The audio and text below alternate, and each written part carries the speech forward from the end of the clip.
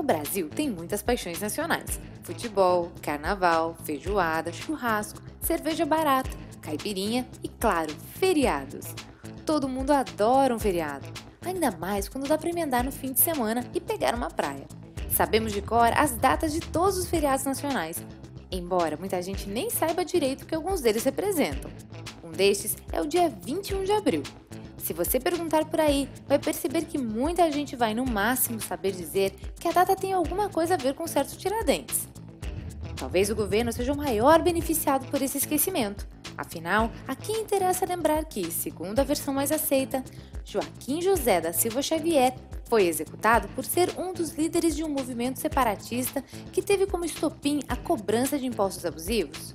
Em retrospecto, é quase divertido que um movimento de resistência tenha surgido para lutar contra o quinto, um imposto que, como o nome diz, era de 20% sobre a extração de ouro. Dizem que até a expressão quinto dos infernos tem origem nessa cobrança colonial. Se a alíquota de 20% levou os brasileiros do século XVIII em confidência mineira, imagine o que eles fariam hoje se soubessem que pagamos quase 60% de impostos em um simples forno de micro-ondas, que são quase 45% em um televisor e mais de 70% em um videogame, e que até nas contas de telefone e luz pagamos quase 50% de impostos. Pior, em um país que teve mais de 180 mil novos casos de câncer de pele apenas em 2014, pagamos mais de 40% de impostos em protetor solar. Mas a carga tributária total? Na história recente, ela costumava ser de uns 20% do PIB. Nos anos 70 e 80, ela ficou em uma média de aproximadamente 25%. A partir de 1988, porém, ela passou a subir rapidamente. Veja no gráfico que, independentemente do partido no poder, o Brasil paga mais impostos a cada ano que passa. Atualmente já são quase 36% do PIB, o triplo da média dos países pobres e mais até mesmo que a média dos países ricos. Essa carga de impostos coloca o Brasil próximo de nações extremamente desenvolvidas, como a Alemanha e Noruega.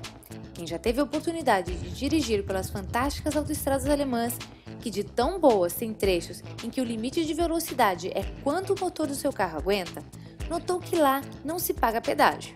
Este é um dos inúmeros exemplos de que lá até faz sentido pagar quase 40% do PIB em impostos, já que o retorno para a população é proporcional. Segundo dados mais recentes da Receita Federal, em 2013 foram arrecadados 1.740 bilhões de reais em tributos federais, estaduais e municipais. Encorajamos você a pausar o vídeo neste momento para refletir sobre este número. Pois é, parece que o brasileiro se acostumou com o fato de que o país tem uma das maiores cargas tributárias do mundo e perdeu a sensibilidade para essa contradição. Pagamos impostos de país rico, mas recebemos de volta serviços públicos com uma qualidade que qualquer país desenvolvido consideraria inaceitável. Apesar desses números, alguns supostos intelectuais afirmam que os ricos pagam muito pouco imposto no Brasil e defendem alíquotas mais altas no imposto de renda, impostos mais pesados sobre herança e a implementação de um imposto sobre grandes fortunas. Outro problema é que tanto o governo quanto parte da população acredita que é possível aumentar a carga de impostos sobre grandes empresas e bancos. Prova disso são as recentes declarações de políticos governistas sobre a necessidade de taxar o andar de cima, além da elevação dos impostos sobre o lucro dos bancos recentemente sancionada pela Presidente da República. Atualmente, somando o imposto de renda e a contribuição social, os bancos brasileiros pagam 45% de impostos sobre seus lucros. Novamente, dá para sentir saudade do quinto e do domínio português. No final das contas, impostos mais altos sobre empresas sempre vão significar preços mais altos para o consumidor. É matemática básica. Afinal, de onde o governo acha que sai o dinheiro das empresas? Cobriremos esse assunto em mais profundidade em um próximo vídeo. Por enquanto, vamos fechar citando Benjamin Franklin. Nesse mundo, há apenas duas coisas inevitáveis: a morte e os impostos. Se ele tivesse conseguido evitar a morte e pudesse visitar o Brasil no século XXI, talvez pudesse nos ajudar a reduzir o estoque de vento na cabeça dos nossos governantes.